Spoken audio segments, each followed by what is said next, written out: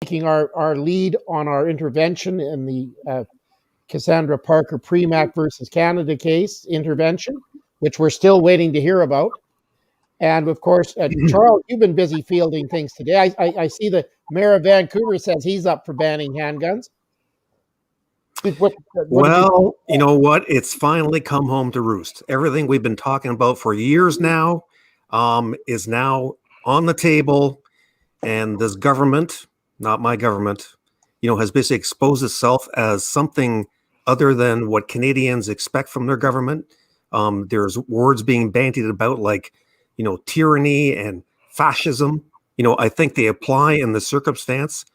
Trudeau has basically demonstrated that he is dedicated to a command economy, because that's what we're really talking about here, where there's an elite in Ottawa that will pick and choose and cherry pick what our capitalist economy is going to produce and not produce.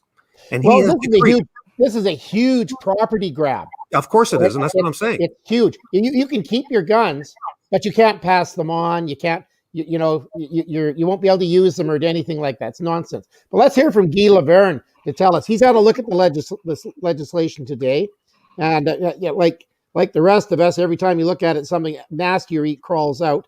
Guy, what did you find out when you had a look at all this?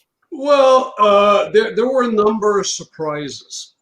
I think, if I had to pick a word to describe it, it would be sneaky or underhanded, because there's a lot more to it than meets the eye.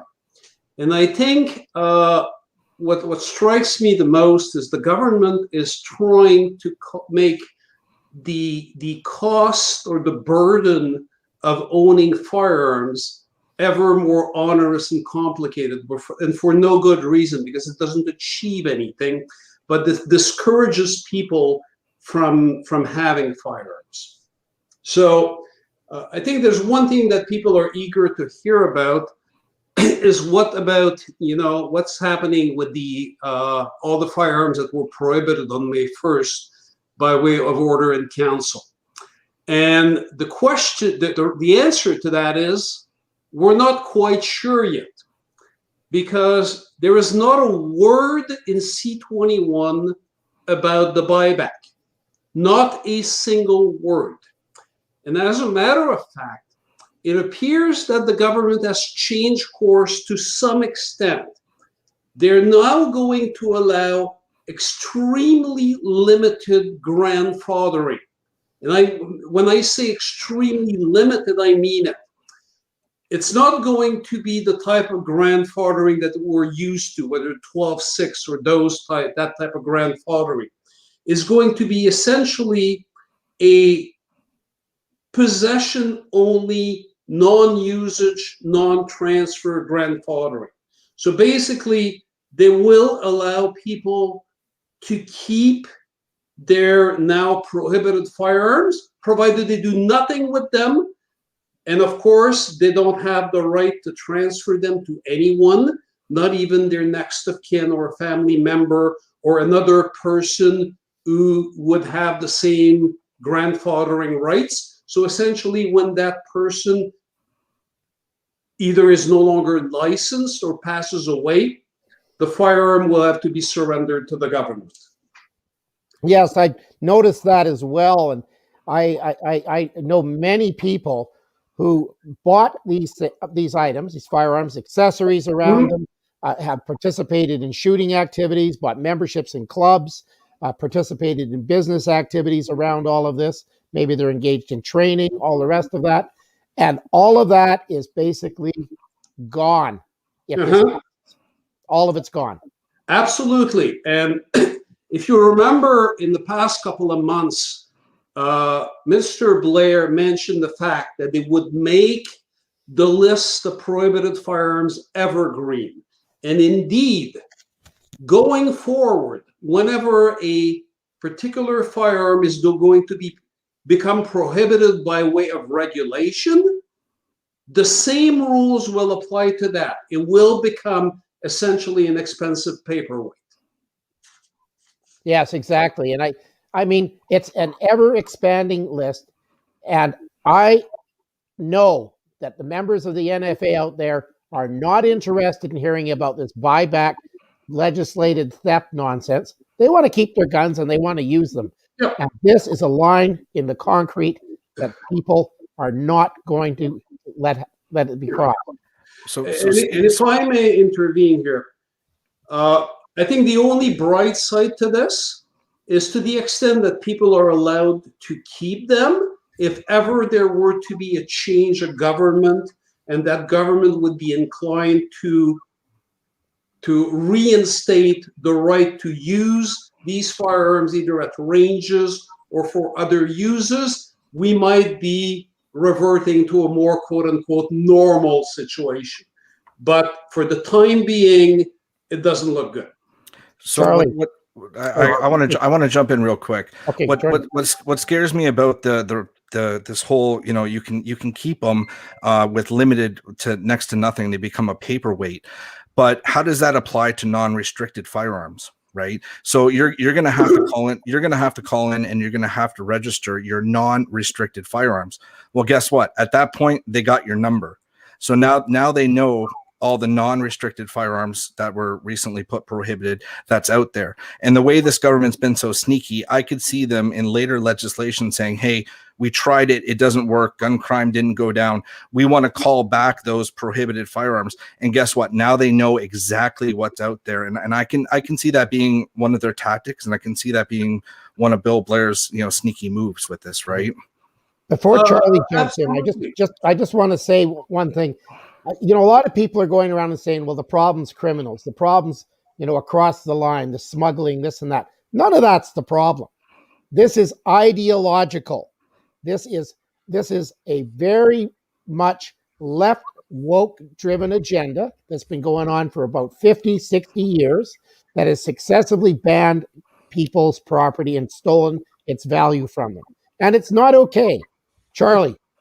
I was just going to say I was on the call this morning when they made this draconian announcement, and I was expecting something bad, and they actually surprised me and gave me something worse than I thought it could be. But anyway, that's what we're talking about tonight. Yeah. One of the things that came out afterwards when they finished pontificating and trying to rationalize this, this theft, was that several times, several journalists were asking about the cost, and they could not put a number to the so-called buyback because they don't know, right? They think they're going to lowball it in the millions like in New Zealand, right? But we already have some estimates that it's going to be billions, maybe even 10 billion, right? That will not resonate well in an election, especially when, the cupboards are bare in Canada already and we are severely in debt. Exactly. And another thing I think people need to understand is that the NFA has always opposed licensing, registration, and classification of firearms as being the central legs of the gun control stool. If someone's firearms organization out there is supporting any one of those legs or more than one of them, that is not a helpful thing. That is something that is actually causing damage to our ability to fight this and to be able to keep and use our property. Licensing is not okay. It is not something Canada got right. And it is not anything that any of us should be ever saying is a good thing. It does not prevent criminal activity. Guy, let's get back to you on this. Okay. One more thing I want to add about, this evergreen prohibition. Right now, it doesn't look, they're not, as I said, they're not talking about buyback, but they're talking about you can keep it, but you can't use it. And because of the evergreen, think about this situation. If you're somebody and you want to buy yourself a firearm and you're going to invest a good deal of money into that because you want something nice and you're going to use it and have fun with it, you're going to think twice now. Because you're going to ask yourself, if this becomes prohibited next month or next year, am I going to see my money back? And the answer to that may very well be no. You're not going to see your money back. You'll be stuck with another expensive paperweight, which is going to be nothing more than a potential liability. And exactly. They are doing everything to discourage ownership of firearms. There, And the other there is thing that- more to this bill than you see at first. Well, I agree completely, Guy. And I think the other thing that our listening and viewing audiences need to understand is that this legislation is largely being driven by liberal allies in the anti-gun movement who are taking their marching orders from similar groups in the United States. I have seen exactly the same wording used at United Nations meetings that I've attended in speaking notes and talking points from the international gun grabbing community. So they're very much talking to each other about how they can get the stuff. They're not doing this in isolation. Well, of course not. There's always somebody pulling the strings behind the scene. And I think we know who that is. And if I may add, there's not only the gun control groups. The gun control groups, to a large extent, are supported and funded by trade unions and by police associations and things like that. They're essentially, and it's funny because they're government funded to tell the government what they should do. Exactly. So basically, the government is supporting them so that they get feedback that they want to hear. It's interesting too, what you said, Sheldon, about the licensing. If you look at this new legislation, they have now doubled down on the licensing requirement. There'll be new ones.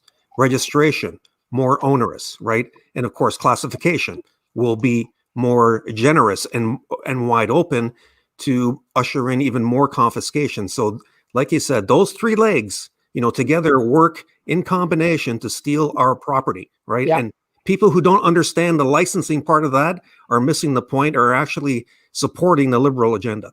Absolutely. If someone out there is a member of a gun group and they talk about licensing being something Canada got right, they need to really evaluate whether or not that's helpful, because I can tell you it is not. Well, today actually demonstrated that for a fact, right?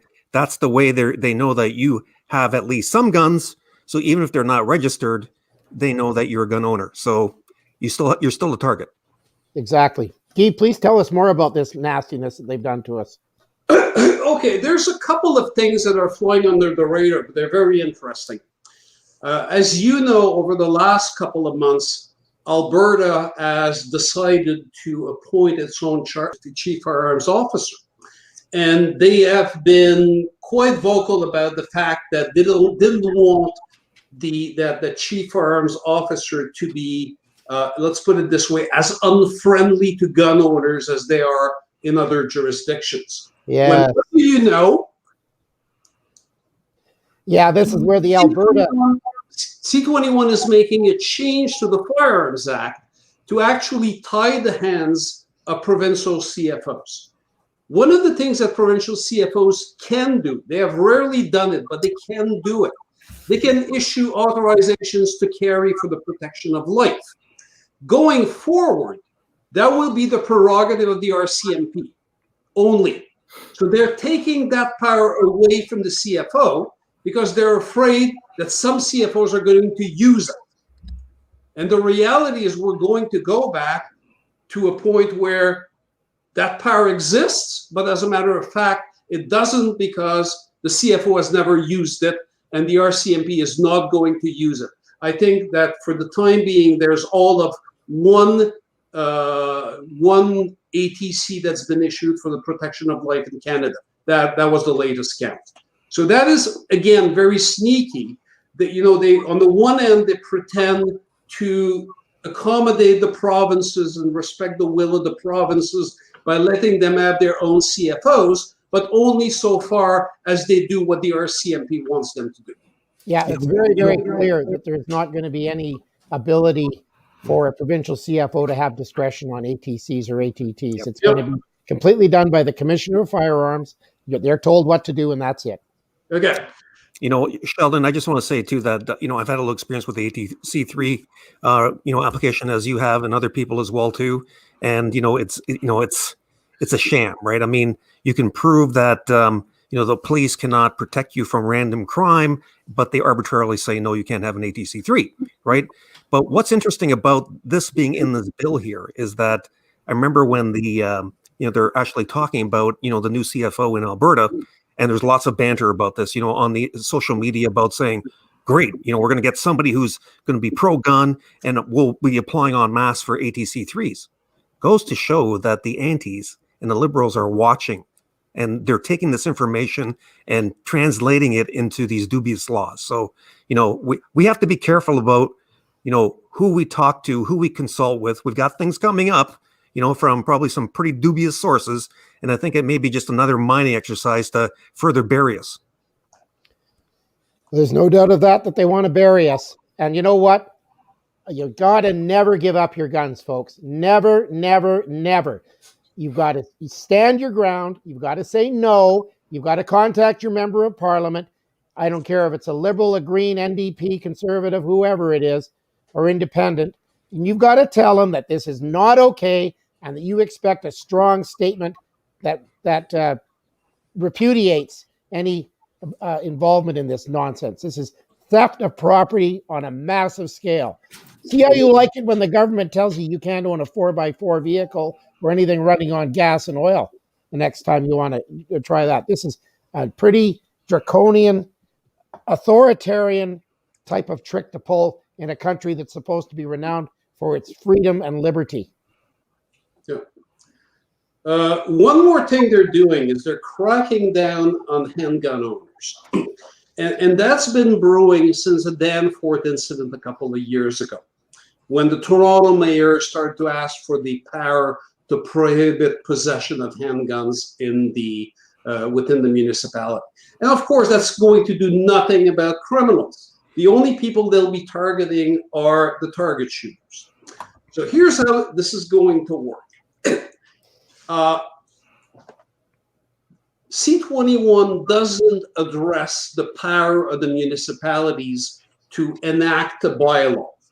That will have to come from the provinces, and that was to be expected because municipalities are creatures of the province. They derive their powers from the provinces, and the federal cannot give them more powers or take away those powers. However, what the government is saying here is, if a municipality decides to do that, and that is assuming it has the power to do so under the applicable provincial legislation, we're going to implement that, and we're going to force gun owners, by way of a condition attached to their license, to comply with those limitations. And here's what this would mean. Municipalities could decide to prohibit gun owners from storing their handguns at home. So they would have to resort to a central storage facility, which could be within that municipality or outside of the municipality. And needless to say, from the moment you have to store your handguns as a central facility, there's going to be a fee every time you want to bring it back or take it out. Or to store it. Or store it. Yeah, but so you are going to have fee after fee after fee just to keep your handgun. And then an interesting thing is that it doesn't say as much, but because when there is such a bylaw, handgun owners will not be allowed to transport their firearms from one point to another within that municipality. So it begs the question, does it effectively close all the gun ranges? And I think the answer to that is probably yes, or at least it closes them to the extent that handguns can be used at those facilities. So, some gun ranges might be out of business. There's a couple other things there too, Guy. There's some very strong anti-self-defense provisions in this legislation, of which it's seeded throughout it without saying it directly. One of them is about, I think it's a 2-year penalty to any business owner or proprietor that has any advertising that promotes violence. Now, for persons. What's that? Well, the wording is that I made a note of the wording here. It's that whether it depicts, counsels, or promotes violence. Yes. So self-defense is very much thought of as violence. That's a very much included thing in that. The other thing that may be at risk is hunting. If you're going to be advertising or promoting hunting, say you like to put pictures of your hunting trophies or your hunting trip on Facebook or something like that, is that a depiction of violence? Some people might say it is, but wow. Yeah, I did consider that, but the legislation specifically says counsel, promote violence against a person. It does say a person. Okay. It says about a person. But you are right. If you are, let's say, depicting people engaging in tactical games, isn't that depicting potential violence towards other human beings? Somebody could argue that. Well, that's why the big run taken at airsoft out of this, and the reduction of the muzzle velocity. I think it's down to 4.5 joules of energy are included as prohibs now. This goes back to what Wendy said as well too. That what did she say about people that train with firearms are more adept killers or something to that effect, right? So this cuts to that narrative, that, well, if you're training even in airsoft, right, you become some kind of domestic terrorist and waiting, because now you have this skill set to execute it with a real firearm if you want to. And you're right, Sheldon, this is all about disarming people to the core, right? So that we are defenseless and totally reliable on state security forces. Yep. And things like not just airsoft, but any CO2 pistol or firearm that resembles an actual firearm is now becoming a prohibited device. So the old BB guns, pellet guns, which all resemble firearms, they're possibly prohibs now too. Oh yeah, they're becoming prohibited devices. And you see that too, right? I mean, you've seen, I know Wendy Damoff, or what's her name, Pam Damoff, in my constituency, we had the draw for the 50 caliber a couple of years ago, and all the narrative that went on about that was about the way it looked, right?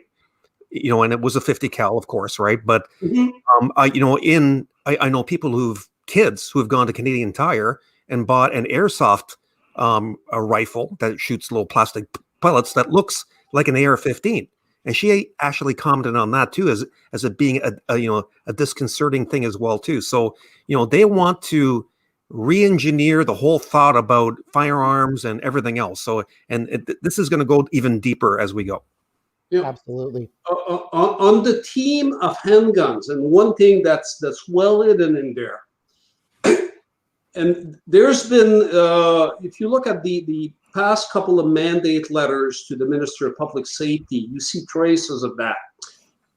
They're going to allow the government to enact regulations specific to the storage of handguns. And if you look at these past mandate letters, what they talk about is mandating the use of a vault or safe. And again, it goes to what I said earlier. They're making the ownership of firearms more onerous, because now having your storage case with the trigger lock inside the storage case will no longer be sufficient, because they view that as being basically tempting burglars to steal them away from you. So they're going to force you to own a safe and store them in a safe when they're in your house. And again, this is an anti-self-defense provision, just like Kim Campbell's safe storage laws were anti-self-defense laws. Anything that cuts down on your access to a firearm when you need one is an anti-self-defense law. And that's what this is really about. When I was in that meeting this morning, they were talking about this aspect of things, right? And then it went into the question things with the journalists. But Bill Blair came out several times and said that they've consulted with a whole bunch of different people and everything else, and now they've gotten support from like the police and other the RCMP and the chiefs and stuff like that. Well, we've been talking with the unions and things like that, And that's not the message we're getting, right? It's like, look at the mandate letter that came out from the RCMP union, right? They basically dismiss gun bans as being a useless exercise that has nothing to do with crime control. I tried the to other talk thing is lots of police officers, yes, lots of military personnel, lots of veterans, lots of really solid citizens own this stuff. And quite frankly, I think we are as mad as hell, and we're not going to put up with this crap. It's not okay. Never give up your guns, people. Guy, you were going to say something.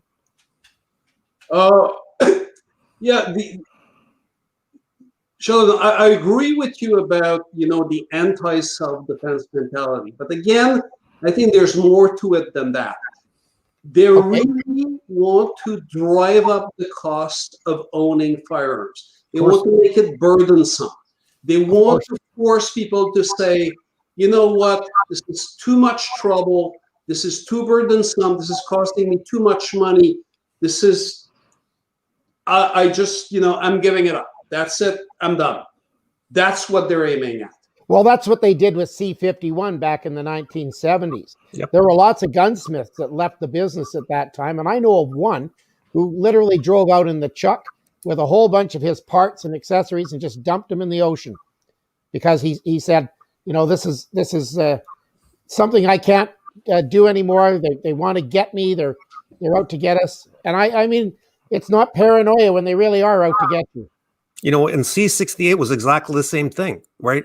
Way back in 1995, when this came on, we talked about this, that they're just trying to make it more expensive, more onerous for us to have this so that people will give up the so-called hobby, right? Mm-hmm. Well, some people did, right? But some people jigged unexpectedly and they fell off the grid. They didn't renew their license or didn't even get a license.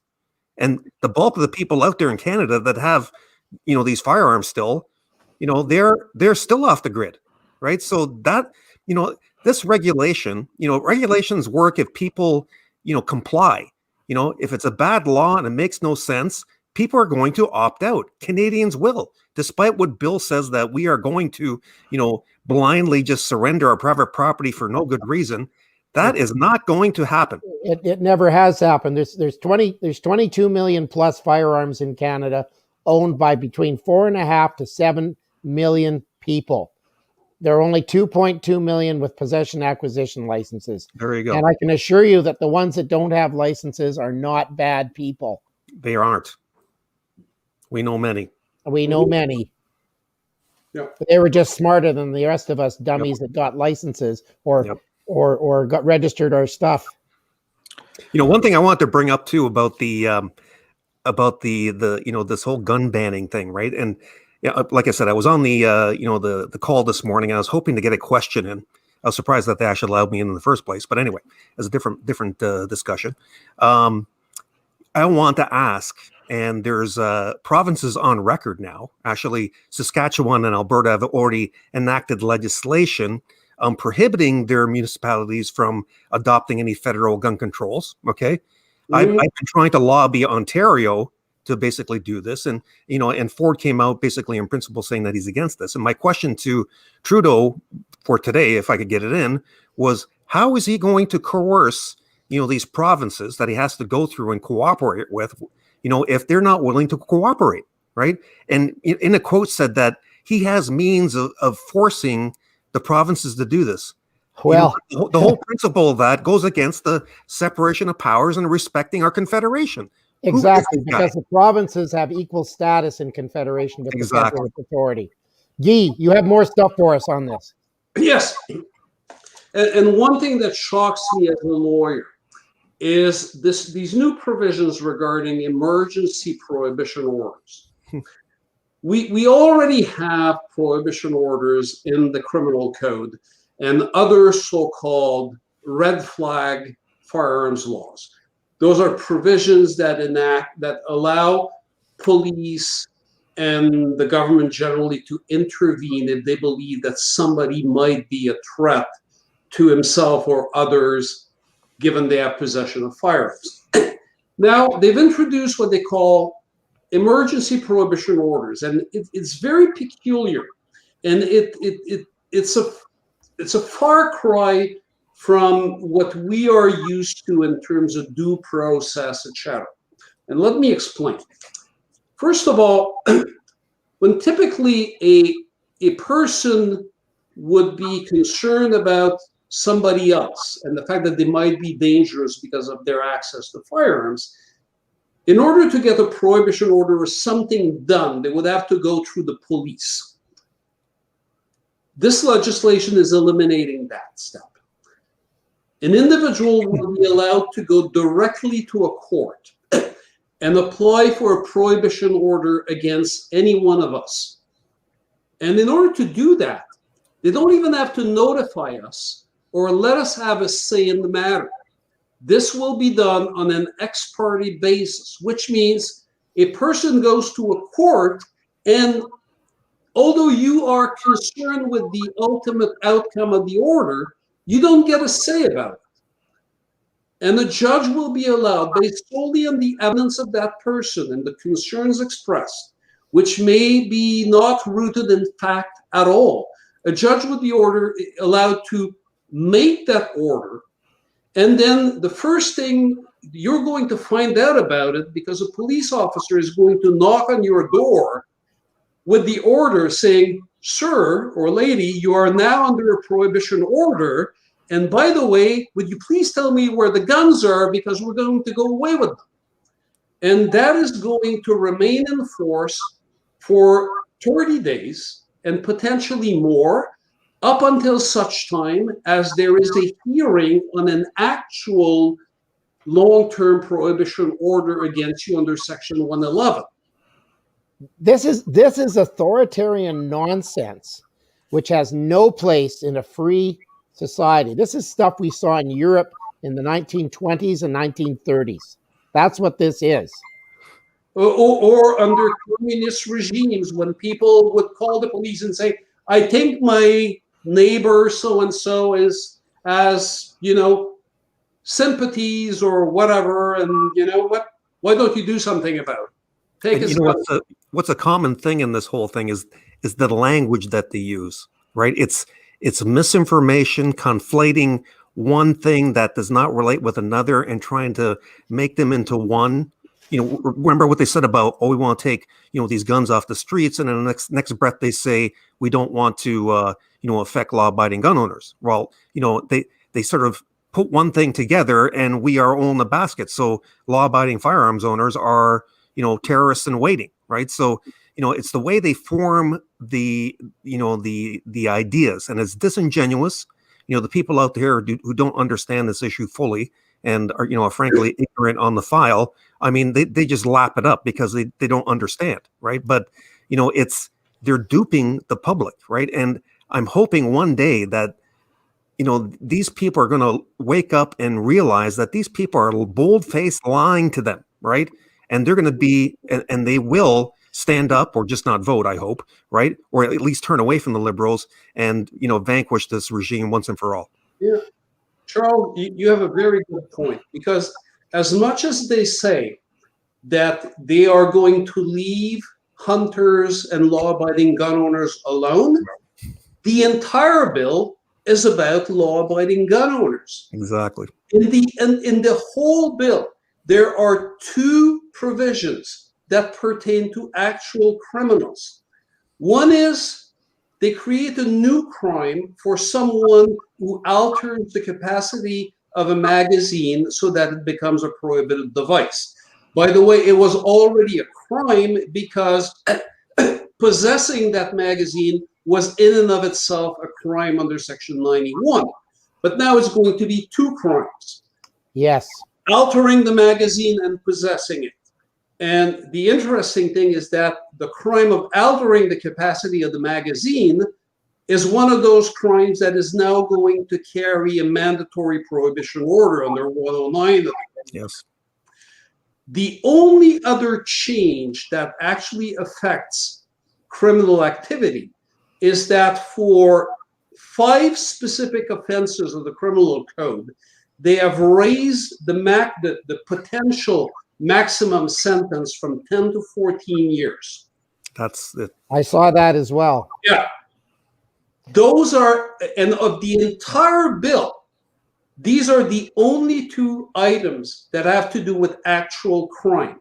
Everything else is just about burdening gun owners with more.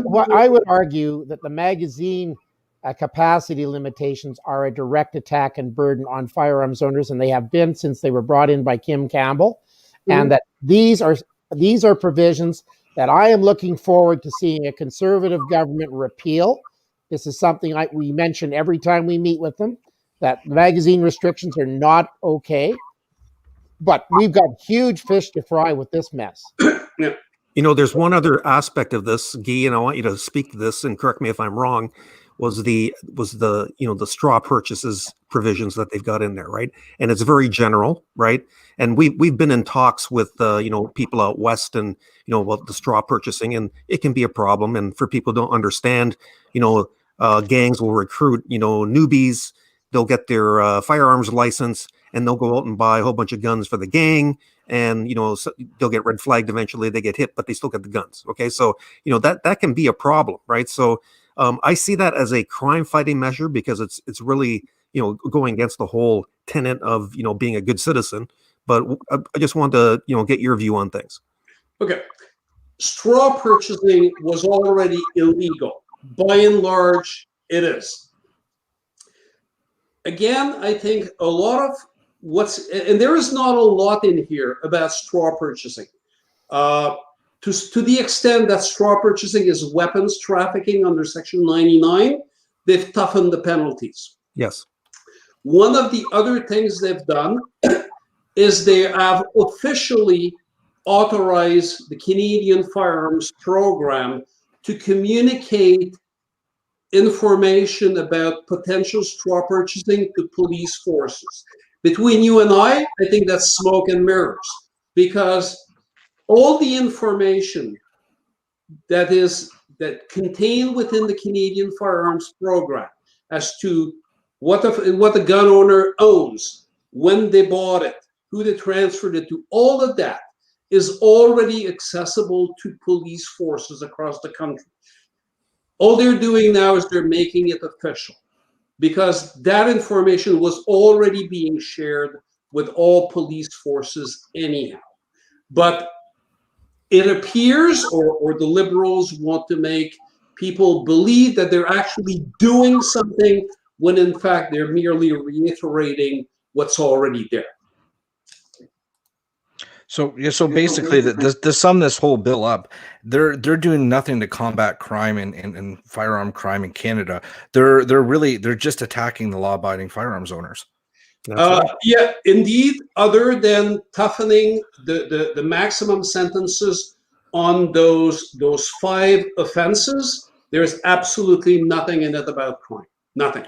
So my next question is going to be, let's just say we go through C-21 here, but there's many legal challenges out there for the ban on the OIC of May 1st. What happens if the courts reverse the OIC of May 21st and we enact some of this C-21? Well, that's going to be interesting because C-21, there are some provisions in there that are meant to plug potential holes in the May 1st OIC. Let me give you an example.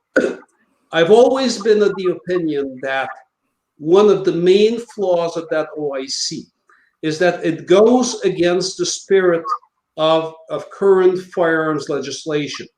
And that is, if a firearm is to become prohibited by way of regulation, it should automatically be grandfathered. And I think that is the effect of Section 12.8 and 12.9 of the Firearms Act. There can be no expropriation or expropriation without compensation. The spirit of the legislation is to let those who have. But Guy, Kim Campbell had 2 categories of prohibition when she brought in C-17 back in 92. One of them was prohibited with grandfathering, and the other was prohibited without grandfathering. And this covered your things like your calico carbines, your Franchi Spaz sporting automatic shotguns, and so on. And those had to be surrendered and destroyed. No, probably a lot of them weren't, because that stuff, a lot of it wasn't restricted. But this was her approach, and there was no compensation paid ever. Not that should be an issue for anyone. But Sheldon, that was done by legislation in the House of Commons. Here we're talking about an OIC passed by the cabinet. That's no, Kim Campbell did this by order in council too. True. Okay, it may be, but if you look at the current Firearms Act as it stands, and it wasn't there back in the days of Kim Campbell. Yes. There's 12.8 and 12.9, which say that when a firearm becomes prohibited by way of regulation, an existing owner is eligible for a license. And 12.9 specifically provides for usage as firing range. And what do they do in C-21? They repeal 12.8 and 12.9. They repeal it, yep. Yeah. Because if they leave them there, that OIC may very well fall by the wayside, and they may have to grandfather all the existing owners. So what do? They repeal. So in other words, they did something that was illegal on May 1st. They knew about it. They knew they didn't have the tools in the legislation to support their actions. And they thought, you know what? Let's stall everyone. Let's do it anyhow. And we'll pass legislation later on to make it legal. Although when we did it, it was illegal. Wow. The thing we have to do here, folks, is you have to get involved politically, okay? Well, like, really take this seriously. No more of this nonsense about vote splitting. This is about do or die. The Liberals must be defeated in the next federal election. We're pushing hard on our court cases. Guy is working really hard for us to make sure that we're going to be successful in our intervention. And with Solomon Friedman running the Parker versus Canada case to help defend all of us. But boy, oh boy, the Liberals must be defeated. That is it. That's the bottom line. And then we have to hold the Conservatives to their promises, to their illusions and everything, and make sure they understand that this is not fooling around. We're not backing off. This has to get sorted. They can't throw us under the bus. You know, Sheldon, I just want to piggyback on that for a second as well, too, because like, people are really mad now. Okay. Like, we're not just disappointed, but they are hopping mad. Okay. And they want to do something. And I'm getting, emails from people, let's do a march, and, let's storm the Capitol, blah, blah, blah. And I'm going, don't waste your time. Okay. Other groups have done this already, and it had no effect. So they say, what can we do? And here's what we can do, right? We need to marshal those people who are unaffiliated with us, right? Who are free riding out there on the good works that we're doing and others, right? But they need to get involved with us, or at least donate. But they do need to pony up and get involved politically at the local level, right? Try to elect people that are pro-gun, who are committed to getting rid of these draconian laws. And that's the way this is going to go, because in the end, the only way we're going to vanquish this is by getting rid of the Liberals, and that's it. Not marches. I had a call from a person today who suggested that we needed to revisit our old woodworking and metalworking skills and construct guillotines again. and that would really be the best kind of committee of public safety to get reestablished. If they want to make it about public safety, that was the way. That's what this person told me. And I thought to myself, the sound of this voice is not one that's joking, right? It was not joking. And I don't think they understand that this is not New Zealand. This is not the United Kingdom. This is not Australia. This is a country made up of people who have been here for thousands of years and are Aboriginal peoples, immigrants from Europe who fled tyranny, who fought against tyranny, and have no truck with tyranny, and they know tyranny when they see it. And this, my friends, is tyranny. Amen, brother. Absolutely. You must have more. And I still haven't finished all my water that I'm drinking during the show here tonight, so there's got to be tons more. You know what? I want to bring up the specter of whether or not this thing will even become law, right? I mean, we talked about this last night about, there's a lot of signaling going on. We see the parties getting ready for a spring election, May, probably June, after the spring budget, right? So there's not a lot of time here to punt this into committee and and get things going, right? So I don't think they have time. They don't have they wouldn't, if we're going to do a spring election, they do not have enough time to put C-21 through. So that begs the question, what are they doing here? So, my tack on this from a political point is that they're trying to put this on the books, right? So that they can point to this legislation during their election campaign and say, here we are, we've got this in waiting, you vote for us and we will, excuse the pun, pull the trigger on C-21 and make it happen, right? Vote for us, right? They'll use it as an election plank. Yeah, so this is a huge virtue signaling exercise. Totally. Yes. But remember, they have a mandate in their minority that they could go a lot longer than this spring, too. That's true. I think you're exactly right, though, Charles. The crux of whether this is going to be successful has exactly to do with when an election gets called. Well, so the thing is, like, when they call an election, the bill's going to die, but that doesn't mean that they can't reintroduce it the second they get back in. If Canada votes them in, and you're absolutely right, it's going to be used in the election. Hey, if you guys really want C-21, guess what? You got to vote for us. And if they have a majority, they still have time to add to C-21. Well, they're not even the majority. I mean, we know that the NDP, the Bloc, I mean, they all want our guns too, right? So, if they drop this down and say they did have time to actually execute this in, proper way, they would get the support and this would become law. So, that's reality. I don't think they're going to have full support because the NDP and the Bloc, they wanted a mandatory buyback. So there's going to be a little bit of an argument going on there. No, but the way this works is that the conservatives give them stuff and then they play with them, right? That's the way our system is now corrupted, right? We have, the liberals, using them as proxies and collaborators, and they trade off things, that they want, like whatever, pharmacare nationally, et cetera, just support my bill and we'll do this. And then they stab them in the back anyway, but they keep coming back for more. It's terrible. Yeah. Well, this is, I hate to say this stuff, but this is much more serious than any other firearms legislation before. It is built on terrible firearms legislation before, like Kim Campbell's C-17 was one of my personal bugbears, C-68 from the Alan Rock Jean Chrétien era, and C-51 from the Trudeau the First. I mean, this nonsense must not be allowed to stand.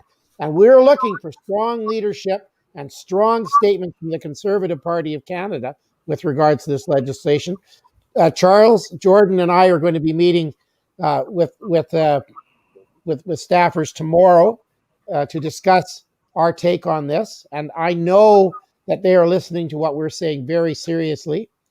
And then we're going to be having the briefing with the government, which we pretty much already know. The firearms groups were the last to be briefed about any of this. They briefed the journalists first, then they briefed the businesses, and then a day later and $1 short, we get briefed. And certainly the other stakeholder groups that promote this probably helped write it, so they got the briefing well in advance. So that just shows you the lack of respect that this government has for its citizens. Well, Bill Blair even said it on the TV there. He says, the gun lobbies are not going to be happy with this. they know we're not happy with this. I don't care. It's not the gun lobby. It's the wrong term. We are the people who are affected by this. A lobbyist? Yeah, Charles lobbies for us, but the rest of us doing this are doing this as volunteers off the side of our desks because we believe in this cause. And you're right, I have Sheldon. a day job. Jordan's got a day job. Yep. It's our board of directors are not big fat cat salaried people who produce YouTube videos to glorify themselves. Yes. We're people who've got skin in this game and have owned firearms and used them for in many cases, over 40 or 50 years.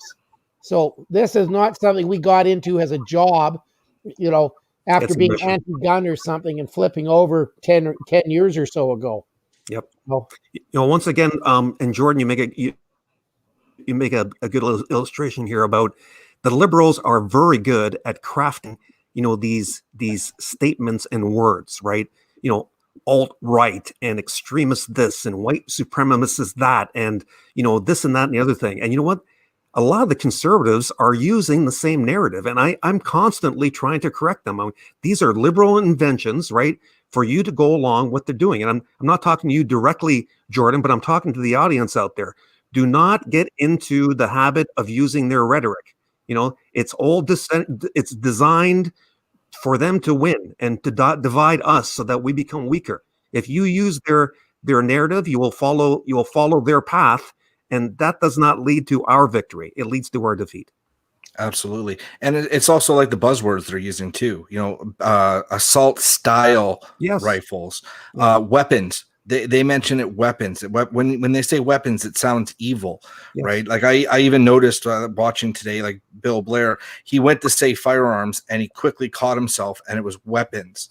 It's a buzzword that they want to use, because when somebody that doesn't understand exactly what's going on and they hear weapons, they think war, they think death on the battlefield. They go to the what Hollywood's produced out there, and all these Saving Private Ryan clips and stuff like that, where you see mass killing, and when they hear weapons and military style or military assault weapons, that's what comes into their mind. And they're not, they're trying to sell it as that. Where it's a marketing exercise, just like one of those other firearms groups that supports licensing that basically has enabled this. I had somebody out there posting that that we should join that particular group because it's a stronger voice. Nonsense. That group is enabling what's happening to us. So none of my firearms have ever been used by the military, and really my firearms are better grade than the military. True.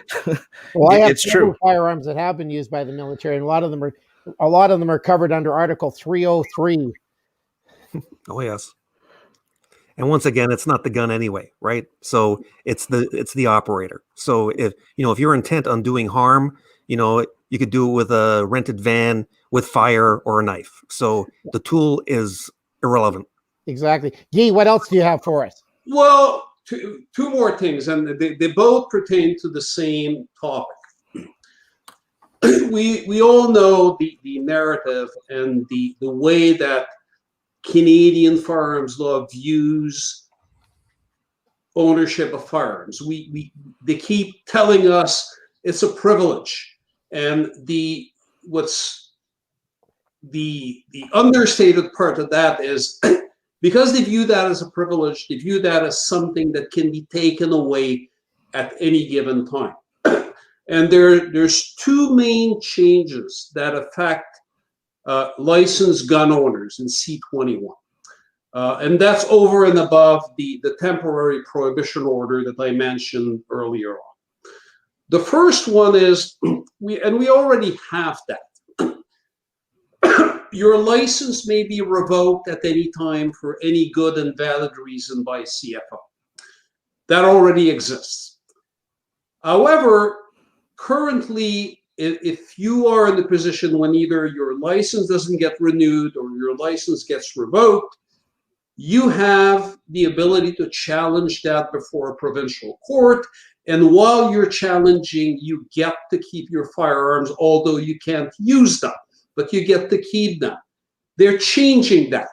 Now, even though you are challenging by way of a reference under Section 74, you're going to have to surrender your firearms to police. And you will get them back at the end of the process if you're successful. And if you're not successful, you will get them back under conditions that you have to dispose of them within 30 days. But the idea is you challenge, you have to part with your firearms. That's number one. Number two, the CFOs have a new tool. It's called suspension of a license. In effect, they were already doing it to a large extent, although that power did not exist. So here's what suspension of a license entails. You can get a notice from your CFO that your license is suspended. And that from that moment forward, although you're allowed to keep your guns, you can't use them. You can't go to the range. You can't go hunting. You cannot buy a new one. You cannot buy ammunition. Your license is frozen, and any usage privilege that comes with it doesn't exist. And one key thing is that unlike a license revocation, a license suspension cannot be challenged under Section 74. So basically, a person could find himself with a suspended license for a fairly lengthy period of time if the CFO can justify that they quote unquote need to investigate further before they can make a final determination. And you would be basically at the mercy of that CFO. And God knows that their decisional process can be very slow. So that's another novelty in C-21 that wasn't there before. And again, just like the emergency prohibition order before, there's a complete lack of transparency and due process here, because that power is not subject to the control of the courts. So there's a room for arbitrariness that wasn't there. Oh, there's a lot of arbitrariness that existed in the Firearms Act before. The reverse onus provisions were nasty, and we've seen a lot of this done by regulation. And I just shudder to think of regulation that will come up out of this mess. What else have you got for us, Guy? Are we almost done? I think we've pretty much covered the whole thing. There are some minor things like there's one thing I would call the ammunition import loophole, because although under Section 26 you required a license to acquire ammunition, if you acquired it abroad and brought it into Canada, you could do so without a license. So they've plugged that, but that's not going to affect anyone other than obviously people who do not have a license. But that is one thing they've done, and it's pretty subdued, and that is probably not going to be the one with which we have the major bone.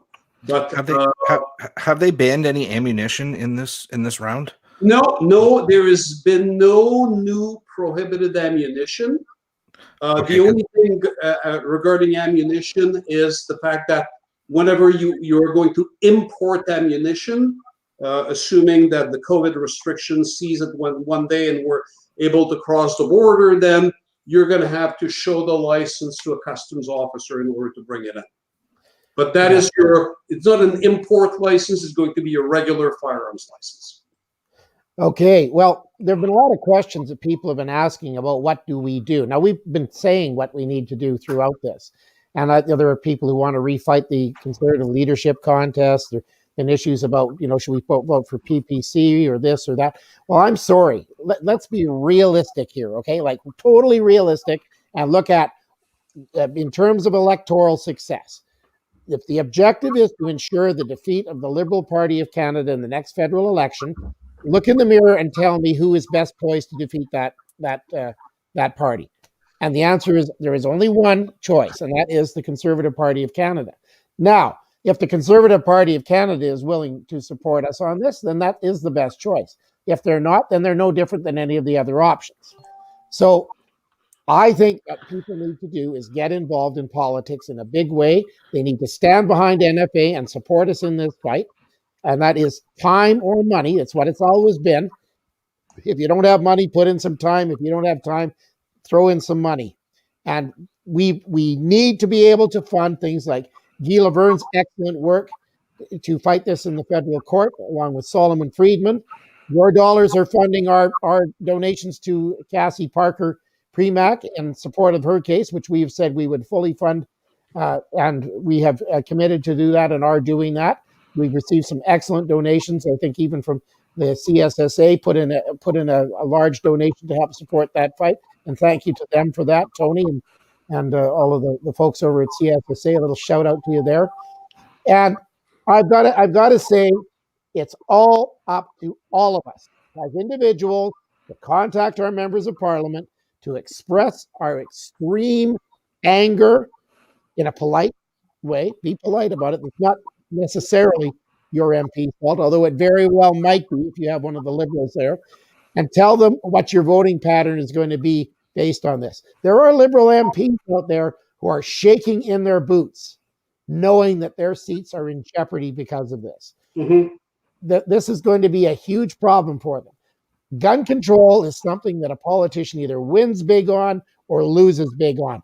And making sure that the Trudeau Liberals lose big on this is up to each one of us.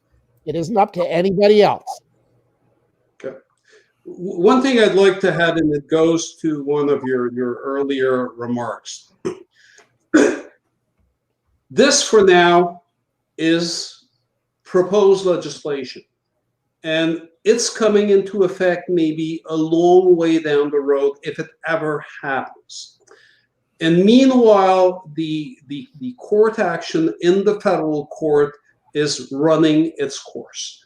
And the day we will get before a judge to make a final determination on the issues of the validity of that May 1st OIC, the fact that that legislation is pending will have absolutely no impact unless it has been enacted and it has come into effect.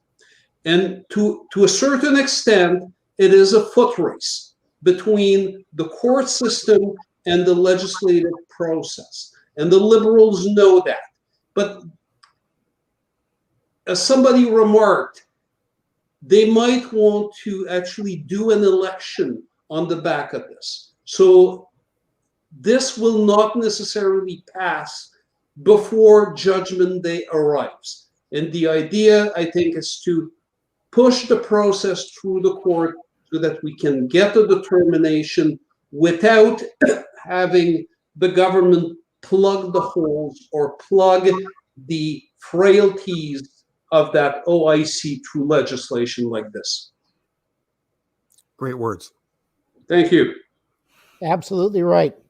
So again, we've got our litigation underway. That needs to be supported strongly because we can make a difference in there. But the long-term goal is to make sure that Liberals pay for what they claim they're going to do to us here with this legislation. There's nothing more serious. This is as serious as a heart attack, folks. When you start throwing first reading down, moving forward to try to make this huge grab for our property and to just completely destroy our culture. If you like playing action shooting games, IPSC, or any of that sort of fun stuff, 3-gun matches, IDPA, any of that, you can probably start looking at considering those activities done, because this legislation is going to make all of that extremely difficult. So, it's time. And if hunters think this doesn't affect them, I can assure you that there are tons and tons of bolt action and other action firearms that are directly affected by the Order in Council and will be affected by this pending legislation. And if it's not this round, it's going to be the next round. It's like the anti-gun control community is already saying this bill didn't go far enough. So right there, this is only we're in stage 2, stage 3 now, C-21, the OIC. So we're in stage 3. There's going to be a stage 4, stage 5. Like Sheldon said many times over on the show, they want all the guns and they're not going to stop until they get them. That's why it's important that we support a government that not only will be dedicated to vanquishing C-21 and the OIC and C-71 and taking us back to the post-Harper status quo, which was bad. Okay, it was bad. It was That's why bad. we have what we have today, right? But we need a government that's going to look at everything and dismantle this tyrannical tool that's used to persecute us, right? That is the end game for us. Yeah, it absolutely is a continuous process that these guys are given into. Evil never sleeps, okay? The gun grabbers never go away. They're always festering around there like little mice waiting for their opportunity to destroy the grain. And here we are just blissfully going along, working hard, paying our taxes, participating in our communities, and maybe going off and enjoying some time at the range to get rid of the stress of everyday life and to have some good old-fashioned recreational fun, and that gets taken away. Well, I'm sorry, that's not okay. What else, Guy? Any other closing remarks? We probably look at winding up. Well, I think you guys summarized it well. If you look at the history of gun control in this country, this is not the end game. This is just a step towards the end game. And after this one, there will be another step, and yet another step, and another step. And what the NFA is doing is, for the time being, because we're fighting a liberal government, obviously, we're trying to make these steps slower and smaller. And we're trying to slow them down and resist their advance. And hopefully, you know, at some point in the future, we can take a turn towards, you know, some type of normalcy or more normal situation. But it's not going to happen under this particular government. One more thing I would like to to mention, because it's a topic that strikes me every time I hear something or I read something in the media about so-called gun violence. And it is that the politicians are very, very good at equating this type of legislation with something that's meant to combat what they call gun violence. And we all know that it has nothing to do with gun violence, because there is no such thing as gun violence. Gun violence, as they call it, is actually gang violence. And or it's just violence. Yeah. Yeah, or it's just violence. Criminal or violence. just violence. But violence, whether it's street gangs or whatever, these organizations exist because they have a purpose, and their purpose is to control criminal activities. And they use guns to achieve their means and enforce their, you know, power over rival gangs. And there's absolutely nothing in this legislation that addresses that, because these people work outside the law. They don't care about the laws. And essentially what the government is doing. This has never been about crime control, Guy. Absolutely. Right? It is only about civil disarmament. That is what it has always been about. The narrative and the government, both what you hear in the media and from the government, is they do this because they care about our safety. Yep. Well, they don't. They care about pretending they care, Yes. and they care about making us believe they care so that people vote re-elect them. You know what? It's interesting what you said there. I just want to jump in for a second, because they said that many times in their little scrum today, right? They said they want to make sure that people feel safe. That doesn't mean that they will be safe, Nope, right? absolutely. It's an illusion of public safety. So you may have chaos around you, but if you don't feel afraid, then you know what? I'm good, right? No, you're not, right? But just another point too about the the whole the language even used by the judiciary and the police, even the term say crime gun, that always irks me. I mean, what is a crime gun? It's not even defined. And what we're finding now is crime guns encompass guns that were handed in by some widow because the old man passed away. That's considered to be a crime gun because it wasn't registered, right? So it's all this disingenuous stuff that's used in padding statistics that drives this agenda, and it's just morally offensive. Well, fortunately, we have the truth, and we have good, solid academic research on our side to support our particular claims. We've seen some excellent research done by Dr. Kaylin Langman over a few excellent papers which have been well peer-reviewed. Gary Mauser has also produced some excellent work, and others as well. I even remember Donna Leah Hawley's old book, Canadian Firearms Law, before she got fed up with Canada and left for the United States. But I mean, looking at what's going on across the border now, that's not even a very encouraging thing either. There's a lot of things going on here. A lot of balls are in the air, and they're going to come down hard somewhere. Yep. All right, I think let's leave it at that tonight. We've got a lot. There's more. We still have to look at the bill in full. Still, I'm sure we're going to find other stuff coming up. So let's call it a night for tonight. Okay, never give up your guns, folks. Keep your guns. Keep your guns. And as always, thanks for tuning in. Thanks, Guy. Thanks for listening to this episode of NFA Talk. Like and follow the NFA on social media and sign up to become a member.